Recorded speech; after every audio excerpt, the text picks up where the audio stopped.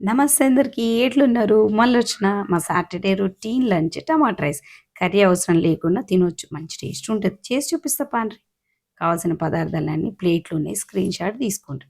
కుక్కర్‌లో ఆయిల్ పోసి వేడైనంక మసాలా దినుసులు, జీడిపప్పు ఒకటి తర్వాత ఒకటి ఏసి కలిపి తరుక్కున్న ఉల్లిగడ్డ గూడా ఏసి వేగినంక అల్లం ఎల్లిగడ్డ, పసుపు ఏసి దాంట్లోనే టమాటా ముక్కలు గూడా ఏసి మంచిగా కలిపి టమాటా మెత్తబడ్డాక కారం, ఉప్పు, కొంచెం గరం మసాలా ఏసి కలిపి అర్ధగంట నానబెట్టుకున్న రైస్‌ని దాంతో పాటు కొత్తిమీరను గూడా ఏసి మంచిగా కలిపి ఒక గ్లాసు బియ్యంకి 2 గ్లాసుల వాటర్ పోసి కలిపి కుక్కర్ మూత పెట్టి 3 విజిల్స్ వచ్చిన తర్వాత కుక్కర్ మూత తీసి చూస్తే ఇట్లా పొడి పొడి టమాటా రైస్ రెడీ అయితది.